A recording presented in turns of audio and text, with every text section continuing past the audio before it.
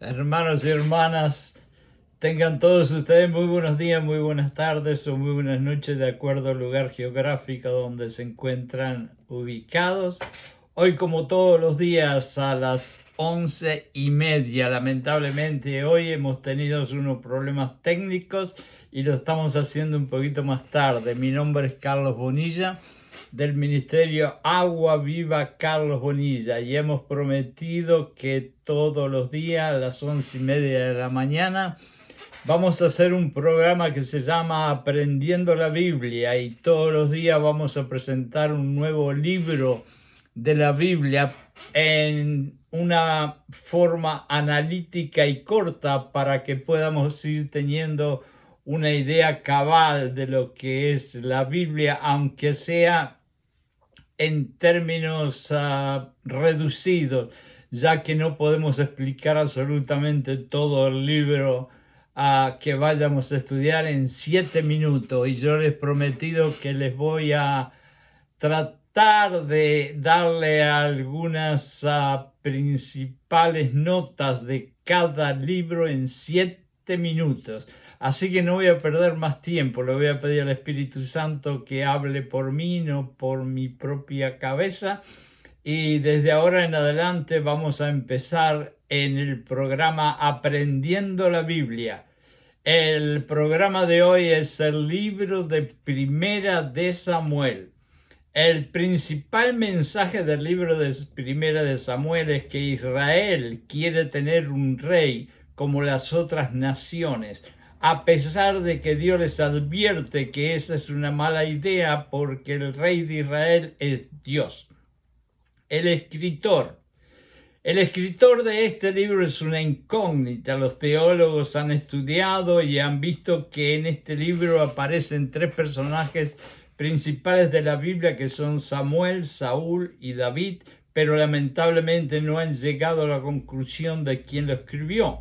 ¿En qué fecha este libro aconteció? Y aconteció entre los años 1100 y los años 1000 antes de Cristo. ¿Y en qué lugar geográfica este libro fue escrito? Y fue en Israel.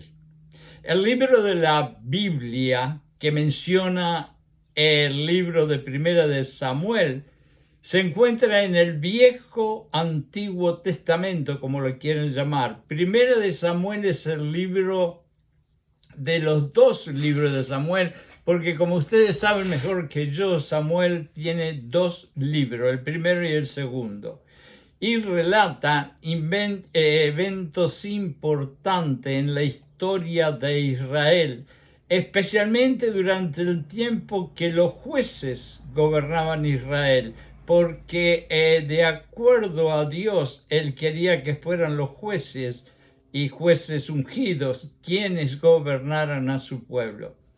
El libro de Primera de Samuel comienza con la historia de una mujer. Esa mujer se llama Ana, que es un nombre tan normal hoy en día.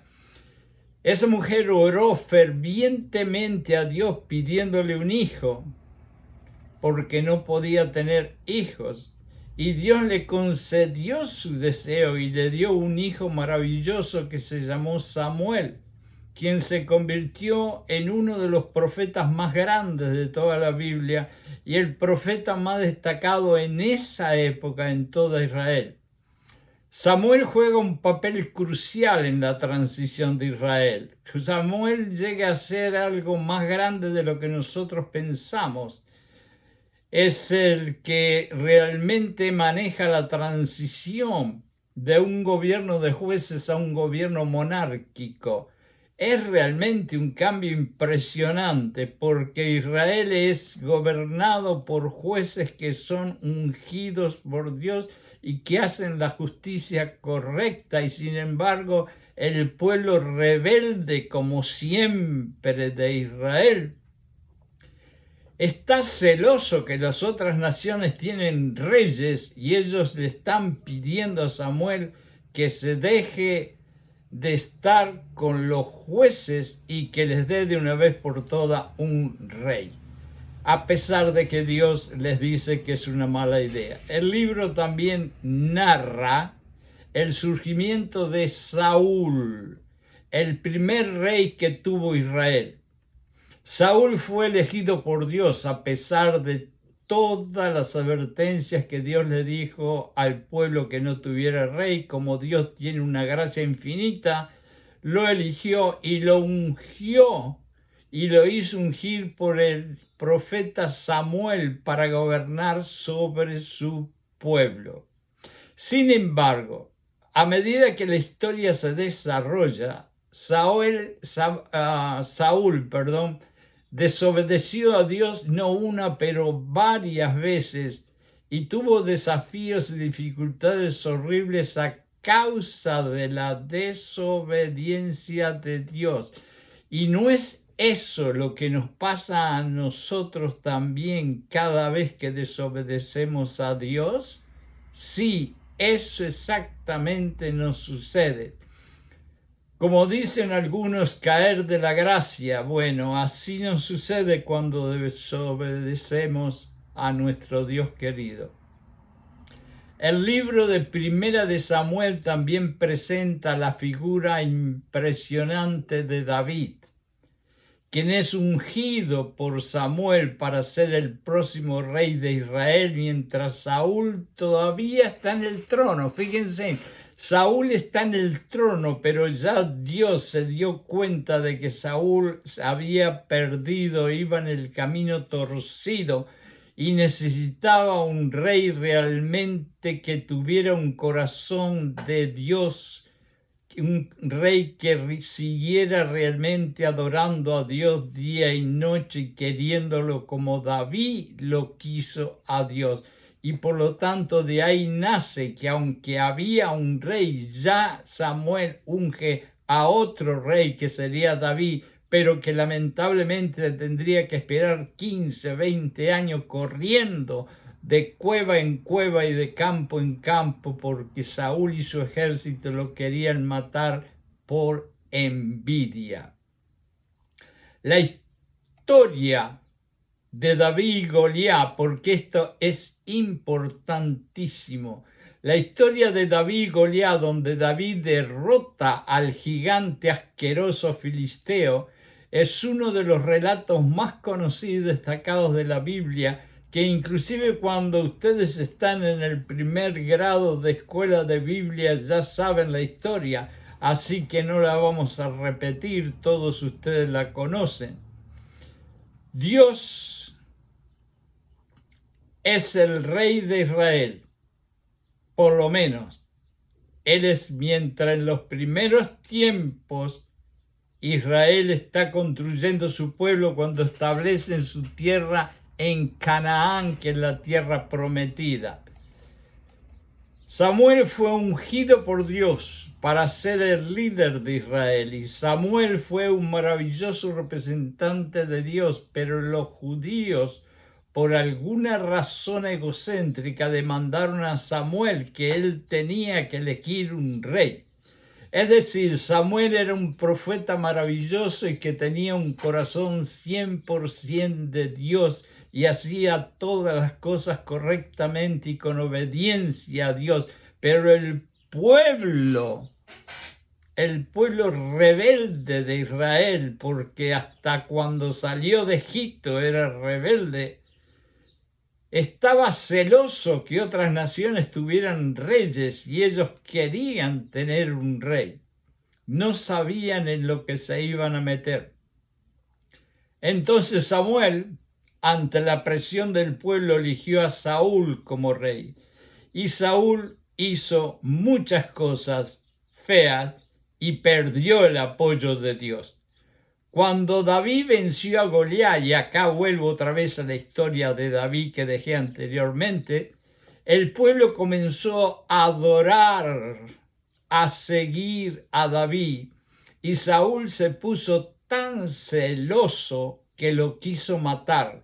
Y esa fue la consigna que él le dio a su ejército, que buscaran a David tierra y mar por donde fuera y lo encontrara y lo matara. Todos conocemos cómo termina la historia desde que David fue ungido como el próximo rey hasta que tomó su trono. Fueron 15 o 20 años corriendo y corriendo y corriendo y corriendo, pero nunca David dejó de obedecer a Dios, nunca dejó de tener confianza en Dios, que un día Dios lo iba a sentar en el trono a pesar de lo amenazante de las fuerzas poderosas de Saúl. Y así fue. Qué bien nos vendría a nosotros que a pesar de las enfermedades, de los problemas económicos, los problemas en las escuelas, los problemas en los vecindarios, todos los problemas que tengamos, sigamos con esa confianza de David, sabiendo seguros que tarde o temprano Dios nos va a sacar del pozo y nos va a hacer triunfar. Ellos creían que un arca que habían hecho contenía a Dios adentro. Entonces, cuando los judíos estaban en una batalla tremenda con los filisteos y comenzaron que iban perdiendo la batalla, a los generales se les vino a la memoria que tenían allá el arca de Dios, en donde ellos creían que Dios estaba dentro, y entonces pensaron maquiavélicamente, diría yo, que si traían el arca, seguramente que iban a ganar porque Dios iba a estar con ellos. Entonces mandaron a buscar el arca.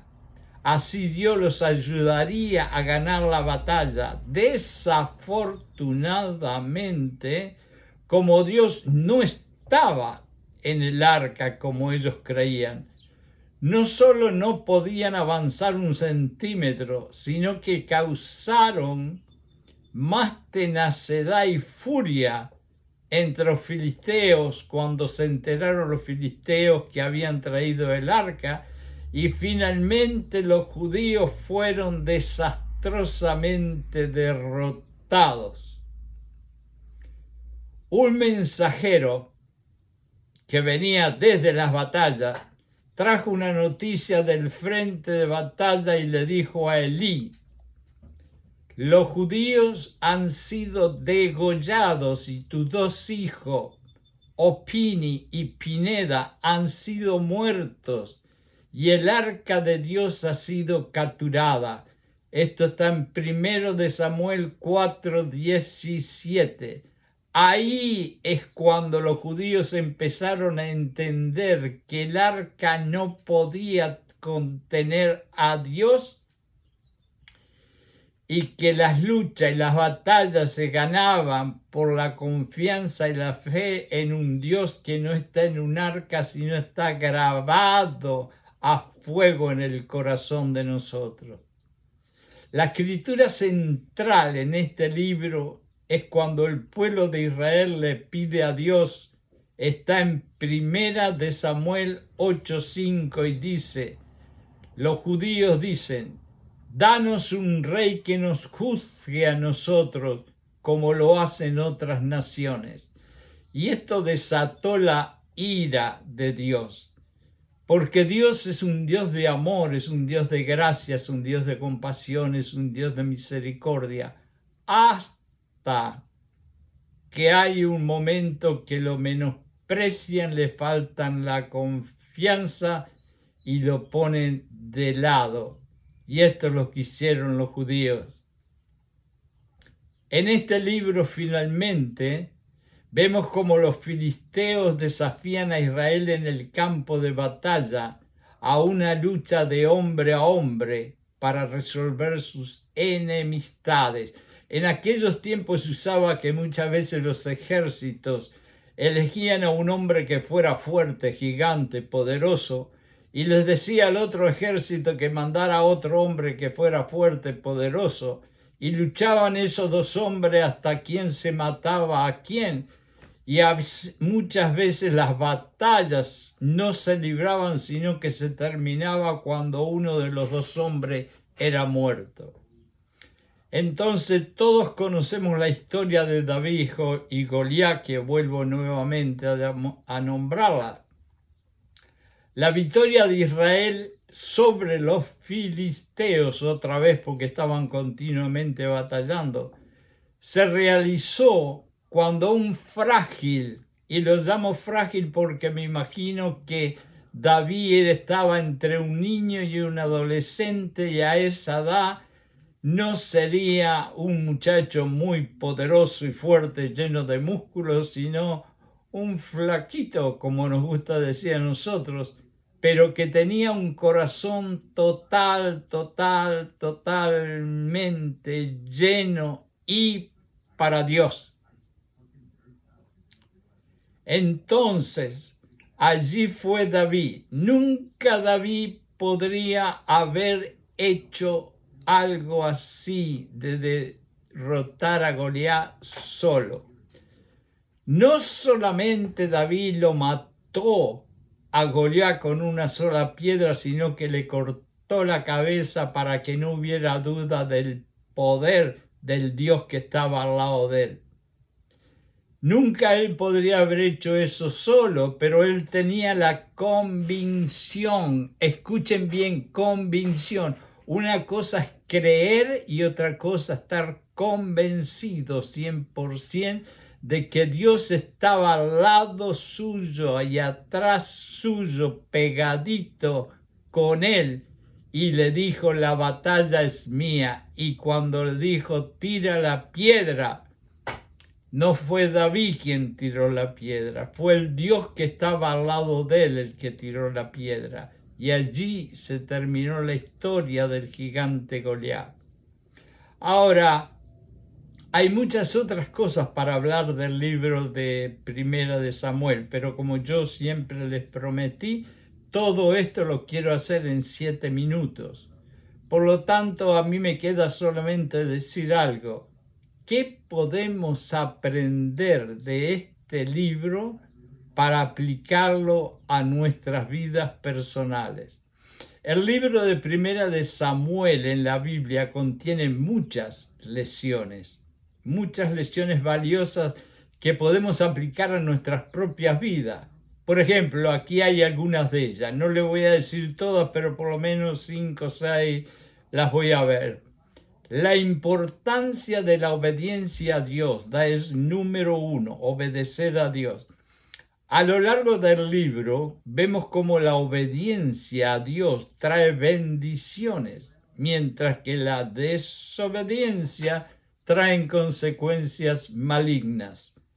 El rey Saúl, por ejemplo, perdió el favor de Dios debido a la desobediencia, mientras que David fue bendecido inmensamente porque buscaba obedecer al Dios maravilloso en medio de las circunstancias difíciles. Muchas veces es muy fácil decir aleluya, aleluya cuando todo nos va bien, cuando estamos saludables, cuando la economía está bien, cuando las relaciones están bien. Pero cuando tenemos un cáncer, cuando hay un pariente que se está muriendo en el hospital, cuando tenemos un divorcio, cuando el negocio que tenemos está viniendo abajo, cuando no tenemos para pagar la hipoteca ni el alquiler, ahí en ese momento es cuando nosotros más que nunca tenemos que obedecer y tener confianza en Dios, que fue lo que hizo David, porque él estaba a punto de ser asesinado y sin embargo seguía con la obediencia y con la confianza en Dios. Segundo, ¿qué podemos usar para nosotros mismos? Podemos usar la confianza en Dios en tiempo de adversidad. David enfrentó numerosos desafíos y peligros mientras estaba esperando su tiempo para coronarse como rey. Sin embargo, siempre buscó a Dios. Y Dios nos dice a nosotros: búscame y me encontrarás. Y es lógico que aquel que nunca lo busca, aquel que se pasa mirando telenovelas, que se pasa mirando partidos de fútbol, que se pasa en las fiestas, que se pasa en otras distracciones, nunca va a encontrar a Dios porque no lo busca. Entonces, David sabía que él tenía que buscar de Dios. Siempre él buscó a Dios, inclusive desde que era adolescente y andaba pasteando las ovejas cerca de las montañas. Estaba confiando en que él, Dios, le iba a proveer lo que él precisaba y lo iba a proteger. Y así nosotros tenemos que hacer con Dios. Aprendemos la importancia de confiar en Dios, inclusive, hermanos y hermanas, cuando las circunstancias son feas, son malas, son horribles. Igual vamos a confiar en Dios. Tercera cosa que podemos aprender, la importancia de la humildad. Hubo un hombre hace mucho tiempo que dijo algo maravilloso. Para definir a un cristiano se precisan 3 palabras: humildad, humildad y humildad. David, a pesar de ser ungido como futuro rey, mostró humildad en su relación con el rey Saúl. David, en una de las cuevas que estaba, yo no sé ni cómo fue, pero Saúl apareció ahí, estaba medio muerto tirado, y David tenía una espada en su mano y pudo tener la oportunidad de matarlo de una vez por todas y así terminar su calvario, diríamos. Y sin embargo él no lo hizo por la simple razón que era tanta y tanta la obediencia que tenía de Dios, que pensó que ese hombre había sido ungido por Dios y él no tocaba a una persona que era ungida de Dios. Es algo maravilloso que nosotros tenemos que aprender. Aprendemos que la humildad es una virtud valiosa que nos permite honrar a otros y reconocer que todo lo que tenemos y todo lo que logramos proviene de Dios. Nunca te olvides, tu esposo, tu esposa, tus hijos, tu casa, tu auto, tu negocio, tu educación, todo proviene de Dios y nadie más que Dios. Cuarta cosa que podemos aprender, la importancia, y esto es interesante, la importancia de la amistad y la lealtad. Y cuando estamos hablando aquí de amistad, vamos a hablar de la amistad de verdad, porque yo tengo gente que me dice que tiene 5.000 amigos y yo les pregunto, ¿cómo hacen para poder estar en contacto con los 5.000 amigos y tomar un café? Y me dicen, no, lo que pasa es que yo tengo 5.000 amigos en Facebook, pero eso no son realmente los amigos de verdad. Si en esta vida tú puedes tener 2 o 3 amigos de verdad, considérate una persona dichosa y una persona con una fortuna impresionante. La amistad entre David y Jonathan, que Jonathan era el hijo de Saúl, es un ejemplo poderoso de lealtad y apoyo mutuo de uno por el otro. Y así aprendemos que las relaciones saludables y edificantes son fundamentales para nuestra vida y que debemos ser amigos, fieles y solidarios. La palabra amigo es una palabra que hoy en día se toma a la ligera y cualquier persona le puede decir que tiene 20, 30, 100, 200 amigos, pero realmente no tiene ni idea lo que la palabra amigo realmente representa. La palabra amigo es una palabra sagrada. Es una palabra que si alguien le hace mal a mi amigo, yo voy a ir en contra de esa persona para defender a mi amigo. Y eso hoy en día ya no se conoce prácticamente. Entonces, tenemos como número 5, otro de las cosas que podemos aplicar de este libro, la importancia de buscar a Dios en oración. Esto es maravilloso. En varias ocasiones vemos a David buscando a Dios en oración y buscando su guía. Y si leemos los salmos, prácticamente la mayoría de ellos son oraciones. Aprendemos que la oración es un medio poderosísimo para comunicarnos con Dios, para recibir dirección y encontrar consuelo en tiempo de necesidad. Yo voy a leer esto de vuelta porque es algo que me toca el corazón de una forma muy especial.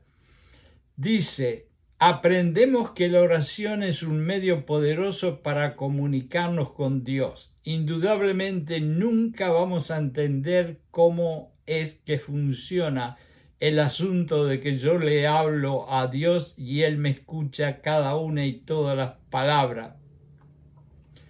Pero dice que la oración es un medio poderoso para recibir dirección, que es lo que hacía Jesucristo muchísimas veces. ¿Cuántas veces Jesucristo estaba lleno de una multitud y le decía, perdónenme, pero me tengo que retirar porque tengo que hablar con mi Padre?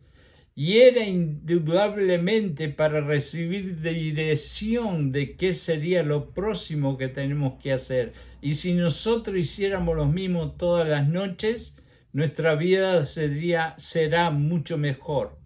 Y también la oración es un medio de encontrar, y esto es importante, es un medio de encontrar consuelo en tiempos de necesidad y de tragedia. Y por último, la sexta cosa que podríamos aprender y aplicar a nuestra vida de este libro es la necesidad de arrepentimiento y perdón.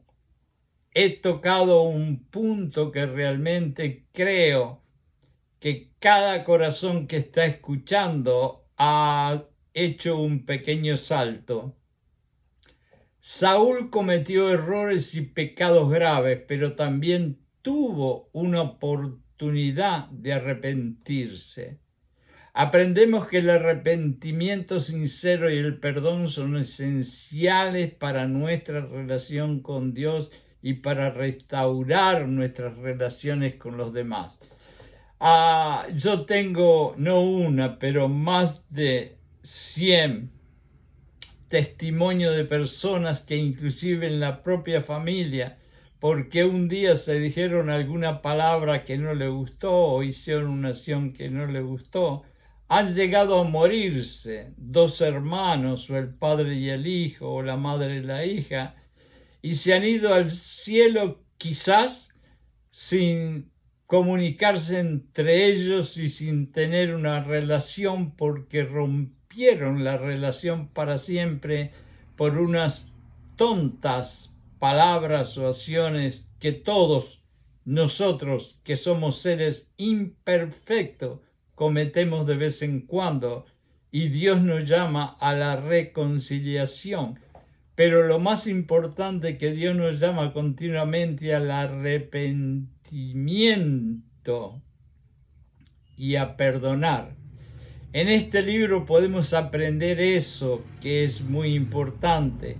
Yo sé que a ti te han hecho, pero muchas cosas malas. Te han traicionado, te han insultado, te han menospreciado, te han ignorado, te han rechazado.